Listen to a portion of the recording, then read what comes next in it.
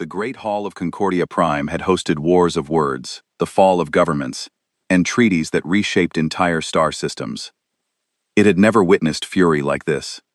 Representatives from 47 species filled the vast chamber, their voices colliding into a storm of outrage that echoed from the crystal walls. Some shouted, some demanded sanctions, others called for immediate action. But beneath the dozens of languages and wildly different accents, every delegate was delivering the same message. Humanity had to go. The accusations came from every direction. Too reckless. Too unpredictable. Too dangerous. The noise grew louder with each passing second, until it seemed the hall itself was vibrating with anger. And in the middle of it all sat a single human. Ambassador Sarah Chen occupied the entire human delegation section alone. Her dark hair was tied back neatly, her expression calm, almost detached. While representatives around her argued, threatened, and pounded on their desks, she simply listened. No interruptions, no protests, no visible concern. That, more than anything else, unsettled the room. Because Sarah Chen looked less like someone facing political disaster, and more like someone waiting for everyone else to finish making a very serious mistake. She wore the standard blue uniform of Earth's diplomatic corps. Around her, empty seats showed where other human representatives should have been sitting. But Earth had sent only one person to this meeting. They knew what was coming. "The humans are dangerous," shouted Ambassador Vexel from the Zahirian delegation. His tall, thin body shook with emotion. His purple skin had turned almost black with anger. "They expand into space without asking anyone. They take planets that belong to others. They start fights everywhere they go." The other aliens nodded and made sounds of agreement. Some stamped their feet, others clicked their claws together. The noise grew louder. Chen did not move. She kept her face calm and looked straight ahead. She had heard these complaints many times before. "The humans do not follow proper rules," said Representative Kaur from the hegemony. His massive body filled 3 seats. His forearms moved as he spoke. "When they meet new species, they do not use the correct protocols. They just start talking to everyone like they are old friends. This is not how civilized beings behave." More voices joined in. The collective speaker, a being made of flowing energy, pulsed with red light as it spoke. "Humans spread their ideas like a disease. Young species listen to them and forget their place. They teach others to question authority. This cannot continue." Elder Z, from the Ancient One, spoke in his slow, deep voice. "In my 3,000 years, I have never seen such chaos. Humans make other species think they can be equals. They give away technology for free. They help the weak fight the strong. This upsets the natural order." Chen finally stood up. The hall became quiet for a moment. All eyes turned to her. "May I speak?" she asked in a clear voice. "You may," said the council chairman, though he did not sound happy about it. Chen looked around the hall. She saw fear in some faces, anger in others. A few species looked sad, but they stayed quiet. "The human race understands your concerns," Chen began. "We know we are different. We know we do things that make you uncomfortable. We have tried to fit in, but perhaps we are just too different from the rest of you." "Finally she admits it," whispered someone from the back. Chen continued. "If you believe the galaxy would be better without humans, then we will not fight this decision. We have always believed that beings should be free to choose their own path." The hall erupted again. Some aliens seemed surprised by her calm response. They had expected humans to argue or threaten or beg. The voting began quickly. Each species was called by name. One by one, they voted to expel humanity from the Galactic Council. The humans would lose all trade agreements. They would lose protection under galactic law. They would have to leave council space within 30 days. Only one vote came for humanity, their own. When the counting finished, Chairman Nexus announced the result. By a vote of 46-1, humanity is expelled from the Galactic Council. You have 30 standard days to remove all human presence from Council territory. Chen nodded once. She gathered her few papers and put them in her bag. Then she stood and walked toward the door. "Wait," called Chairman Nexus. "Do you have nothing else to say?" No final words. Chen stopped and turned back. "We understand your decision. We will be gone within the week." Her voice was steady and calm. "Good luck to all of you." Then she walked out of the hall. The silence that followed was strange. Many representatives looked at each other with confused expressions. They had expected drama. They had expected humans to cry or shout or make threats. Instead, they got polite acceptance and a promise to leave early. "That was unexpected," said Vextel to his aide. Yes, sir. I thought they would put up more of a fight. In the viewing galleries, members of the galactic press waited for interviews, but Chen walked past them all without stopping. She did not answer any questions. She just kept walking. Within hours, the human delegation was packing their offices. Staff members moved through the halls carrying boxes and equipment. They worked quickly and quietly. No one seemed upset or angry. They just did their jobs. Ambassador Vexile watched from his office window as human ships began arriving at the station. Large cargo vessels docked at the human sections. Workers loaded boxes and furniture with practiced efficiency. Sir, his aide said, the humans are moving very fast. Their embassy will be empty by tomorrow. Good, Vexile replied, but he sounded uncertain. The sooner they leave, the better. By the end of the day, news of the vote had spread across the galaxy. Human colonies received official notifications. Trade partners learned about the new situation. Military bases got orders to prepare for evacuation. The reaction was not what anyone expected. Dr. HFY, an Altarian doctor, sent his resignation to the Real Medical Center. His message was short. I learned everything I know about surgery from human teachers. Without them, I am just another ordinary doctor. I cannot work in a galaxy that rejects the people who made me who I am. Similar messages came from across known space. Scientists, teachers, engineers, and artists. All announcing they would no longer work with organizations that banned humans. On the mining world of Kepler-7, the Tauri work crew stopped their machines. Their leader, a massive being with rock-like skin, made an announcement. Humans taught us that workers are not just tools. They showed us how to be safe and still be productive. We will not go back to the old ways of fear and death. The news confused many species. Why were non-humans defending the people who had just been expelled? In his private quarters on Concordia Prime, Chairman Nexus reviewed the vote results. It had been unanimous, just as planned. The galaxy would finally have peace without human interference. But as he read reports from across council space, a small worry began to grow in his mind. Too many important people seemed upset about losing the humans. Too many critical systems apparently depended on human involvement. He pushed the thought away. The council had made the right choice. Humans were disruptive and dangerous. Their removal would bring stability to the galaxy. Outside his window, the last human ship prepared to leave the station. In a few hours, Concordia Prime would be free of human presence for the first time in over 400 years. The chairman went to sleep that night, convinced he had helped save galactic civilization. He was very, very wrong. The human exodus began at dawn on the second day. Across council space, something unprecedented happened. Human colonies did not protest or fight back. They simply started packing. Massive cargo ships appeared in orbit around every human settlement. From the busy industrial worlds near the galactic core to the lonely research stations on the outer rim on New Terra, the largest human colony world, Governor Patricia Walsh addressed her people through the planetary communication network. Her voice was calm and steady. Citizens of New Terra, she began, the Galactic Council has made their decision clear. We are no longer welcome in their space. Within 6 days, we will begin evacuation procedures. Please gather only essential belongings. Everything else will be handled by the relocation teams. The colonists did not panic. They did not riot in the streets. Instead, they went to work with the same quiet determination that had built their world from an empty rock into a thriving planet. But something strange began happening. The humans were not leaving alone. Dr. HFY stood in his laboratory on the medical station, orbiting Riel 4 around him. His research team worked to pack decades of scientific equipment. But half of his team was not human. They were Alarians, beings with blue-green skin and large intelligent eyes. Doctor, said his assistant, Velar, the medical consortium has offered us new positions. They say we can stay and continue our work without the humans. HFY stopped packing and looked at his young assistant. Veltar, what did you learn in your first year working here? I learned surgical techniques that my people had never imagined. I learned about medicine that could heal wounds we thought were impossible to fix. And who taught you these things? Velar's large eyes grew sad. The humans did. Dr. Martinez showed me how to repair neural damage. Dr. Kim taught me about genetic therapy. Dr. Okonquil helped me understand how different species' bodies work. Then you understand why we cannot stay, Keith said quietly. Our knowledge came from working together with humans. Without them, we are just practicing old medicine badly. I will not pretend to be something I am not. The assistant nodded. Where will we go, doctor? Wherever the humans go, we will follow.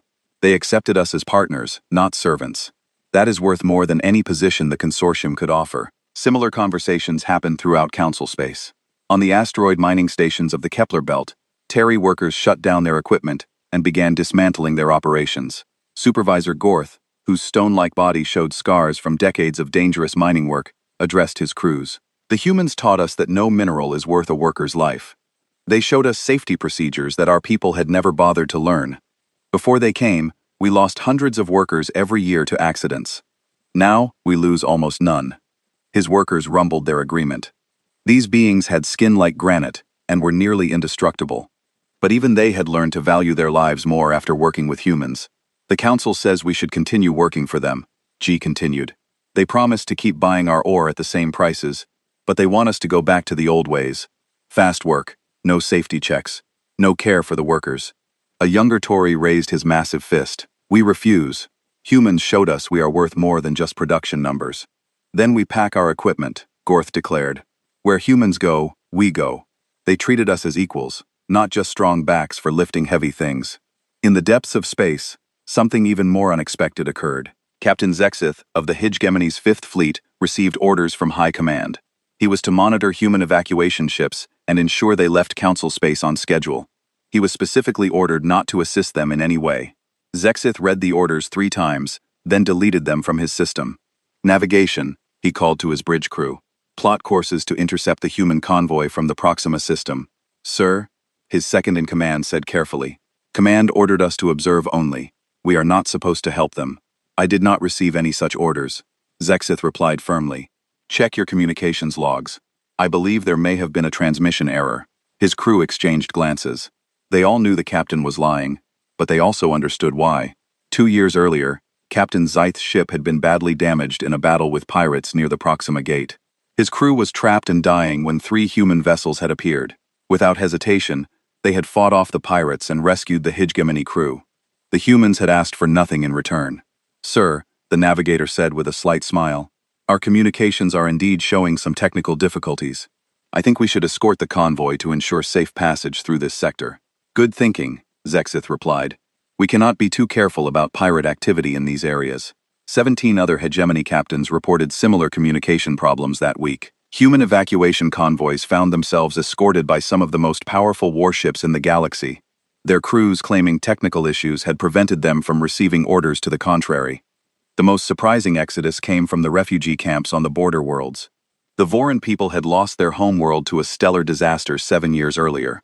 The council species had offered them temporary shelter, but it was humans who had opened their colonies permanently to the refugees. Elder Senna, speaking for the surviving Vortons, addressed the council's refugee commission. You offer us new camps on designated worlds. You promise adequate food and basic shelter. This is more than we had before, and we are grateful. The commission representative smiled. We are pleased you see reason. The Vorthons will have good lives under council protection. But we decline your offer, Senna continued. The smile disappeared. I do not understand. When we were homeless and dying, the council gave us camps and basic supplies. The humans gave us homes. They invited us to live in their cities, work in their businesses, marry into their families. They treated us not as refugees to be managed, but as people to be welcomed. The humans are leaving council space, the representative pointed out. They cannot protect you anymore. Then we go where they go, Senna replied simply. Home is not a place on a map. Home is where people care about you as family. By the end of the first week, the scope of the exodus became clear. It was not just humans leaving council space.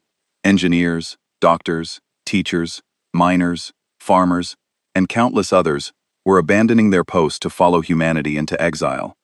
Trade routes that had operated for centuries began shutting down as the neutral human freighters that facilitated commerce between suspicious species disappeared. Research projects ground to a halt as mixed species teams dissolved. Defense networks went dark as human early warning stations powered down and departed. On Concordia Prime, emergency meetings ran around the clock. Ambassador Vexel found himself staring at reports that made no sense. How many non-humans are leaving with them? He asked his aide. Current estimates suggest over 12 million beings from 37 different species, sir. The number grows every day, but why? What hold do humans have over these people? His aide, a young Zepyrian named Kor, hesitated before answering. Sir, I have been reviewing the data. It appears that many of these individuals work directly with humans in collaborative projects. They claim their knowledge and skills came from human teaching and cooperation. Nonsense, Vexel snapped. They are intelligent beings. They do not need human guidance to function. Perhaps not, sir, but many seem to believe they do. Vexel looked out his office window at the space lanes around Concordia Prime. Usually, they were filled with ships from dozens of species, carrying goods and passengers throughout Council space. Now, many of the regular routes seemed empty. This is temporary, he told himself. Once the disruption passes, everything will return to normal. The galaxy will be more peaceful without human interference. But deep in his mind, a small voice whispered that perhaps they had made a terrible mistake. He pushed the thought away and returned to his work. Outside, another convoy of mixed-species ships jumped to hyperspace, following the humans into the unknown regions beyond Council territory. The quiet exodus continued. On the 8th day after the vote, the first crisis hit. The intersystem trade network crashed at 0347 Galactic Standard Time. Across Council space, cargo ships suddenly found themselves unable to dock at stations. Trade agreements that had worked perfectly for decades became meaningless pieces of paper. Commerce between different species ground to a complete halt. The problem was simple, but devastating. For over 2 centuries, humans had served as neutral middlemen in galactic trade. Most alien species were too proud, too suspicious, or too different from each other to deal directly. They needed someone they could trust, someone who had no ancient grudges or territorial claims. Humans had filled that role perfectly. They were new enough to have no old enemies, but honest enough to be trusted with valuable cargo. They had learned the customs and languages of dozens of species. They knew which beings could work together and which ones needed to be kept apart. Now they were gone. On the trading station above Zirion 3, Station Master Veclon stared at his empty docking bays. Normally, his facility handled 300 ships per day. Today, only 12 had arrived, and half of those were leaving again without unloading. "What is happening?" he asked his operations chief. "Sir, the Hegemony freighters refuse to dock if collective ships are present. The collective vessels will not share space with anyone from the Tauri mining guilds. The Zepyrian traders demand exclusive access to Bay 7, but the Altarians claim they have rights to that same bay under an old agreement." Veclon felt a headache building behind his eyes. These problems existed before. How did we handle them? Human Shipping Incorporated managed all the scheduling, sir. They knew which species could work together. They handled all the negotiations. They made sure everyone got fair treatment without anyone feeling insulted. Can we do that ourselves? The operations chief looked uncomfortable. "We have tried, sir, but when I suggested the Hegemony ships use Bay 4, their captain said I was deliberately assigning them an inferior position when I offered Bay 4 to the collective instead. They accused me of showing favoritism to synthetic beings over organic ones." The tower representative threatened to file a formal complaint about species discrimination. Veclon rubbed his temples. These were the same species that had traded peacefully for decades when humans handled the arrangements. Now, without human mediators, every small detail became a major diplomatic incident. The crisis spread quickly. On the medical station orbiting Riel 4, Dr. Zenthan faced a disaster of his own. The Riel Medical Consortium had been the galaxy's leading medical research facility. It brought together the best doctors and scientists from 20 different species to share knowledge and develop new treatments. The key word was, had been. "Doctor," his assistant reported, "we have lost 63% of our research staff. They have submitted resignations and left with the human evacuation ships." "But they were not all human," Dr. Zenthan protested. "Many were from other species." "Yes, sir, but they all worked in programs that were started by humans or used human research methods." Dr. Keithvar took his entire neural surgery team. Dr. Vorthal closed down the genetic therapy department. The trauma surgery unit no longer has enough staff to operate. Dr. Zenthan walked through the now quiet halls of the research facility. Laboratories that had buzzed with activity now stood empty. Equipment that had run continuous experiments was shut down and covered with sheets. He stopped at the human research library. The room was empty now, not just of people, but of data. The humans had taken all their research files when they left. What remained were just the basic medical textbooks that every species had contributed. "Sir," his assistant said quietly, "we have a problem with the remaining research projects." "What kind of problem?" "We are discovering that many of our most important medical advances were based on human theoretical work. The new cancer treatments, the organ regeneration techniques, the cross-species surgery protocols. They all used human research as their foundation." Dr. Zenthan felt a cold fear growing in his stomach. Are you saying we cannot continue this work without humans? I am saying we do not understand the work well enough to continue it alone. The human scientists were not just part of our teams. They were often the leaders who understood the basic principles. The rest of us learned techniques from them, without fully understanding the science behind them. Across the galaxy, similar realizations were occurring. The frontier defense grid, which had protected Council space from external threats for 200 years, began failing sector by sector. Admiral Gexar received the reports at his headquarters on the fortress world of Bastion Prime. His aide, an efficient being with multiple arms, delivered the bad news with mechanical precision. Sir, we have lost contact with early warning stations in 12 sectors. Long-range scanners are showing gaps in coverage across the entire outer rim. Response time to threats has increased by 400%. Explain, the Admiral ordered. The humans operated most of the remote sensor stations, sir. Their ships provided rapid response to incoming threats. Their early warning networks gave us advanced notice of problems before they became serious. We have our own ships and sensors. Yes, sir. But our forces were designed to work together, with the human rapid response fleets. We focused on heavy combat operations. The humans handled reconnaissance, early warning, and first response. Without them, we are trying to do jobs we were never equipped for. The aide activated a holographic display showing the galaxy's outer rim. Red zones marked areas where defense coverage had been lost. Sir, the human sensor networks detected and tracked all movement in deep space. Their paranoia, as we called it, meant they watched for threats constantly. They shared this information freely with all Council species. Now we realize that 90% of our threat detection came from human sources. Admiral Gexar studied the display. Entire sectors of space now showed as blind spots. If hostile forces were moving in those areas, the Council would not know until they attacked inhabited systems. How long to replace the human systems with our own? Conservative estimate, 15 years, sir. Optimistic estimate, 8 years. And that assumes we can figure out how their systems worked. The humans took all technical data when they left. But the most immediate crisis was happening on Concordia Prime itself. Chairman Nexus sat in his office, surrounded by reports of disasters from across Council space. But what worried him most was what was happening right in the Council chambers. For the first time in over 400 years, the Galactic Council was unable to function. The emergency session had been called to address the trade network crisis. But after 6 hours of debate, they had accomplished nothing. Species that had worked together for centuries were now arguing about everything. The Zepyrians demanded priority access to the remaining trade routes. The Hishgamani insisted on military oversight of all commerce. The collective proposed a completely automated trading system that would eliminate the need for biological traders. The Ancient Ones suggested returning to the old ways of direct barter between species. Every proposal was rejected by someone. Every compromise was seen as unfair by multiple parties. The careful balance that had allowed 47 different species to work together was falling apart. Sir, his aide reported, the Alaran delegation has walked out of the session. They claimed the Hishgamani representatives insulted their cultural values. What about the mediators? Nexus asked. Use standard diplomatic protocols. Sir, the humans were our standard diplomatic protocols. For over 4 centuries, they handled disputes between council members. They had special techniques for finding compromise between very different species. We do not know how they did it. Nexus looked at the records of human diplomatic interventions. The files showed thousands of disputes resolved, usually within hours.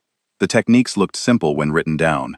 Find common interests, separate emotions from facts, offer creative solutions that gave everyone something they wanted. But when other species tried to use these same techniques, they failed completely. What had seemed natural and easy for humans was apparently much more difficult than anyone had realized. By the end of the 8th day, 3 separate territorial disputes had escalated to the brink of war. Trade between species had dropped by 70%. Medical facilities across the galaxy were closing. Defense networks were failing. And in the silence of deep space, something else was stirring. Long-range sensors on the edge of known space, the few that still worked, detected movement in the dark regions beyond the galactic rim. The Caithmore Hive, held back for 3 centuries by human vigilance and rapid response, began to probe the suddenly undefended borders of Council space. Chairman Nexus went to sleep that night knowing the galaxy was in serious trouble, but he still believed it was temporary. Surely intelligent beings could solve these problems without human help. He was about to learn just how wrong he was. 2 weeks after the vote, the true disaster became clear. The galactic economy, built over centuries of careful cooperation, collapsed in spectacular fashion. What started as minor trade disruptions became a complete breakdown of the system that held Council space together. On the industrial world of Mechanus 7, factory supervisor Dexter watched his production lines shut down one by one. His facility built starships for the Council Defense Force, massive vessels that required components from 17 different worlds and 12 different species. Sir, his production manager reported, the Alaran crystal matrices have not arrived. The shipment was supposed to come 3 days ago. Contact the suppliers, Dexter ordered. We tried, sir. The Altarians say they sent the crystals on schedule, but the Zephyrian Transport Company refuses to deliver to our facility. They claim we still owe them money from a contract dispute 6 months ago. Dexter felt his stomach drop. That dispute was settled. The humans from Galactic Mediation Services handled the arbitration. Both sides agreed to the solution. Yes, sir. But now the Zephyrians say the human arbitration was invalid, because humans are no longer recognized as neutral parties. They want the dispute reopened and handled by Zephyrian law. That is insane. The contract was completed under galactic trade law. The Altarians agree with you, sir, but they refuse to use Zephyrian transporters if the Zephyrians do not honor existing contracts. They are looking for alternative shipping, but most other transport companies are having similar problems. Dexter walked onto his factory floor. Massive starship hulls sat half-finished-ish, waiting for components that might never arrive. His workers stood idle, unsure what to do next. This same scene was playing out across the galaxy. Complex supply chains that had operated smoothly for decades were breaking down as species discovered they could not work together without human mediation. Dr. Yenthal, head of the Consortium of Sciences, faced an even worse crisis. The galaxy's premier research institution was discovering that its foundation was built on sand. Doctor, her research coordinator reported, we have compiled the assessment you requested. The results are troubling. Show me. The coordinator activated a holographic display showing the consortium's research programs. Red indicators marked projects that were failing or had already been shut down. 74% of our current research is based on theoretical foundations developed by human scientists. The quantum field research, the faster-than-light communications project, the stellar engineering studies, all of them used human mathematical models and theoretical frameworks. Dr. Yenthal studied the display with growing horror. Are you saying we cannot continue this work? We can continue to use the applications, Doctor, but we do not understand the underlying principles well enough to advance the research further. The human scientists did not just contribute to these projects. They were the ones who understood how the basic science worked. What about our own scientists? Surely we can learn these principles ourselves. We are trying, Doctor, but human theoretical physics was apparently much more advanced than we realized. Their mathematical models use concepts that our scientists are struggling to understand. It appears that while we were focused on practical applications, the humans were developing entirely new ways of understanding how the universe works. The coordinator highlighted specific projects on the display. The new propulsion system research has stopped completely. Without Dr. Chen's team, we do not understand how their spacefold equations work. The medical nanobots project is failing because we cannot replicate Dr. Martinez's biological interface theories. The climate control systems for terraforming are breaking down because we do not understand the atmospheric modeling that Dr. Okafor developed. Dr. Yenthal sat down heavily in her chair. For decades, she had thought of humans as enthusiastic, but not particularly brilliant. They seemed to work harder than they thought, always eager to collaborate and share ideas. She had never realized they were carrying the intellectual weight of galactic civilization. But the worst crisis was happening on the frontier. Admiral Gexar stood in the command center of Bastion Prime, watching his military career collapse in real time. The holographic display showed the outer rim of Council space, where red warning indicators flashed like emergency beacons. Report, he ordered. His intelligence chief, a multi-eyed being with perfect recall, delivered the news in clipped professional tones. The Kaith Mori Hive has launched coordinated probes against 6 systems simultaneously. Hostile fleets detected in the Zirian, Alter, and Proxima sectors. Estimated enemy strength 12,000 vessels. Our response, sir, our rapid response fleets are inadequate. Without the human early warning networks, we did not detect the enemy movement until they were already attacking outer colonies. Our heavy battle fleets are designed for major engagements, not rapid deployment across multiple sectors. Admiral Gexar studied the tactical situation. The Kathamorii were insectoid aliens from outside the galaxy who had tried to invade Council space many times over the past 3 centuries. Every previous invasion had been stopped quickly because human scout ships detected them early, and human rapid response fleets delayed them until the main Council forces could arrive. Now the humans were gone, and the Kathor Mai had apparently been watching and waiting. How did the humans handle this type of threat? He asked. Sir, human doctrine called for constant deep space patrols and immediate response to any unusual activity. They maintained sensor networks throughout the border regions and kept fast attack fleets positioned for rapid deployment. They called it defense in depth. Can we implement similar tactics?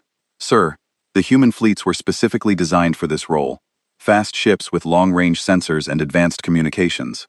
Our fleets are built for different purposes, heavy assault and planetary defense. We would need to redesign our entire military structure. How long would that take? Years, sir. And that assumes we can figure out how the human systems worked. They took all technical specifications when they left. The Admiral looked at the display again. 6 systems under attack, and his forces could respond to maybe 2 of them before the others fell. But perhaps the most devastating collapse was happening to the species that had followed humanity's example. The Novari Confederation, a group of younger species that had joined the Council only 50 years earlier, announced their withdrawal from galactic civilization entirely. Ambassador Senna delivered their final statement to the Council chambers. Her people were tall, graceful beings with silver skin and large, expressive eyes. They had always looked up to humans as examples of how newer species could find their place in galactic society. The Galactic Council expelled humanity for being disruptive and unpredictable, she began. But we have learned that without humans, this council cannot function at all. Trade has collapsed, research has stopped, defense has failed, diplomacy has become impossible. Chairman Nexus interrupted. The current difficulties are temporary. We will adapt and find new solutions. Perhaps you will, Seneca replied. But the Novari Confederation has lost faith in this organization. Humanity showed us that it was possible for younger species to be treated as equals rather than servants. They proved that cooperation was stronger than domination. They demonstrated that sharing knowledge freely made everyone stronger. She looked around the chamber at the representatives of species that had voted to expel humanity. You called humans dangerous because they inspired others to think differently. You were right. They were dangerous to a system based on fear and control. But we have seen what happens when that inspiration is removed. Without the human example, this galaxy is returning to the old ways of suspicion, greed, and violence. What are you saying? Nexus asked. The Novari Confederation formally withdraws from the Galactic Council. We will seek out humanity in their exile. Perhaps together we can build something better than what you have here. The announcement hit Council space like a shockwave. Within days, 4 more younger species announced similar decisions. The Taxian Collective, the Free Worlds of Andromeda, the Centauri Republic, and the Democratic Union of Vega all formally withdrew from the Council to follow humanity into exile. But the final blow came from an unexpected source. On the planet Alter 4, the most advanced medical facility in the galaxy, Dr. Zoran made a discovery that changed everything.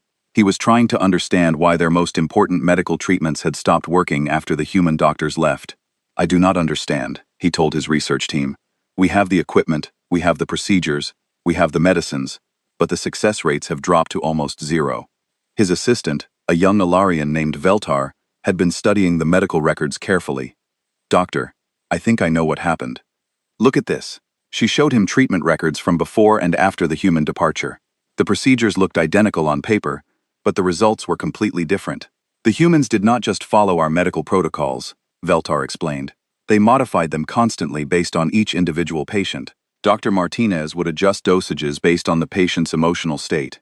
Dr. Kim would change surgical approaches depending on the species' cultural beliefs about healing. Dr. Okafor would spend hours talking to patients before treatment, learning about the 3 weeks after the vote. Emergency sirens wailed throughout Concordia Prime. The sound had not been heard for over 2 centuries, but everyone knew what it meant. The galaxy was in mortal danger. The council chamber filled with representatives in a state of panic. Many species had not bothered to send their usual diplomats. Instead, they sent their military commanders and emergency coordinators. The time for normal politics had passed. Chairman Nexus looked around the chamber with growing despair. Half the seats were empty. 12 species had formally withdrawn from the council. Others had simply stopped participating. The great alliance that had kept peace for centuries was falling apart. Ambassador Vexal stood to address the assembly. The proud Zephyrian who had led the campaign against humanity now looked exhausted and defeated. His purple skin had faded to a sickly gray color. His hands shook as he held his speech notes. Fellow council members, he began, I must report the complete failure of our civilization. Angry voices erupted from around the chamber, but Vexel continued speaking over them. In the 3 weeks since humanity's departure, we have experienced total economic collapse. Trade between council species has decreased by 91%. Industrial production has stopped on 47 worlds. Medical facilities across the galaxy are closing due to lack of knowledge and supplies. He activated a holographic display that showed the extent of the disaster. Red zones marked failed systems, collapsed governments, and abandoned colonies. Our defense networks have completely failed. The MistakeHFY hive has successfully invaded 12 systems. Their fleets are advancing toward the core worlds with no effective resistance. Our own military forces cannot coordinate properly without the communication networks that humans maintained. Representative Core from the hegemony stood up. This is temporary. We can rebuild these systems ourselves. With what? Vexile replied bitterly. We have discovered that humanity was not just a member of our civilization. They were the foundation that held it together. Our trade, our science, our defense, our diplomacy. All of it depended on human coordination and knowledge. He looked directly at Core. Your own military reports show that human early warning systems provided 96% of our threat detection. Human rapid response fleets handled 87% of border security. Human mediators resolved every major diplomatic crisis for the past 400 years. The chamber fell silent as the full scope of their mistake became clear. Dr. Yenthal from the Consortium of Sciences stood next. Her voice was hollow with despair.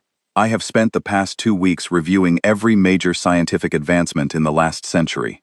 79% of them were based on theoretical work developed by human scientists. We did not just lose research partners. We lost the beings who understood how the universe actually works. She activated her own display, showing the collapse of galactic science. Without access to human theoretical frameworks, we cannot advance any of our most important research. The faster-than-light communication project has failed completely. Terraforming efforts have stopped because we do not understand the atmospheric models. Medical research has regressed to pre-Kant levels. But surely, interrupted Elder Z from the Ancient Ones, the beings of our intelligence can learn these things ourselves.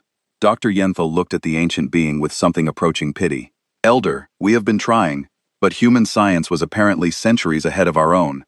They developed entirely new ways of understanding physics, biology, and mathematics. While we focused on practical applications, they were creating new theoretical foundations for all knowledge. She paused, then delivered the most devastating news of all. We are not just behind them in research. We are so far behind that we cannot even understand their old work. It will take us decades just to reach the level they achieved 50 years ago. Admiral Gexar delivered the military assessment. His report was brief and terrifying. The Kathmore invasion will reach the core worlds within 6 standard days. Our fleets cannot stop them. We estimate total military collapse within 2 weeks. Without human coordination and rapid response capabilities, we are defenseless against external threats. Chairman Nexus felt the weight of absolute failure crushing down on him. Everything they had built, everything they had achieved was crumbling, because they had expelled the one species that made it all possible. Emergency communications have been sent to every known human settlement, he announced to the chamber. We are prepared to offer complete restoration of their council membership, full reparations for damages, permanent seats on the high command, and territorial concessions to secure their return. He waited for the responses to those communications. They came quickly, but they were all the same. The first reply came from New Geneva, one of the largest human colonies outside council space. The Terran Federation acknowledges your communication. We are not interested in renewed diplomatic relations with the Galactic Council. Please do not contact us again. More responses arrived with similar messages. Polite, brief, final. The last communication came from Admiral Sarah Chen, the former ambassador who had been so quiet during the expulsion vote. She now wore the uniform of the Terran Defense Force. Her message appeared on the chamber's main display. Her face was calm and professional, but her eyes showed no warmth at all. Chairman Nexus, the Galactic Council, made its position regarding humanity very clear 3 weeks ago. The vote was unanimous, except for our own. You determined that human involvement in galactic civilization was disruptive and dangerous. She paused, then continued in the same emotionless tone. Humanity accepts your decision completely. We have withdrawn from council space as requested. We are establishing our own civilization in the regions beyond your territory, together with the many species that chose to join us in exile. But Admiral Chairman Nexus interrupted. The situation has changed. We realize now that we made a mistake. The galaxy needs humanity's contributions. Chen's expression did not change. The galaxy had humanity's contributions for over 4 centuries. You voted to reject them. That decision cannot be undone simply because you have discovered the consequences. We can negotiate new terms, full membership, expanded territories, permanent positions in the government. Chairman, you seem to misunderstand our position. This is not a negotiation. Humanity is not interested in returning to the Galactic Council under any terms. You made it clear that we do not belong in your civilization. We have accepted that judgment and moved on. The transmission began to end, but Chen added one final statement. We wish the Council well in managing the civilization you have chosen to build without us. Goodbye. The display went dark, leaving the chamber in stunned silence. Over the following hours, desperate attempts were made to reach human settlements through intermediaries. Species that had remained neutral in the original vote offered to serve as mediators. Former human allies begged their old friends to reconsider. Every attempt met with the same result, polite but absolute refusal. As the session continued, reports arrived of the final disasters. The Cathy fleets had broken through the last defense lines. 3 core worlds had fallen. Panic was spreading through council space as beings realized their civilization was ending.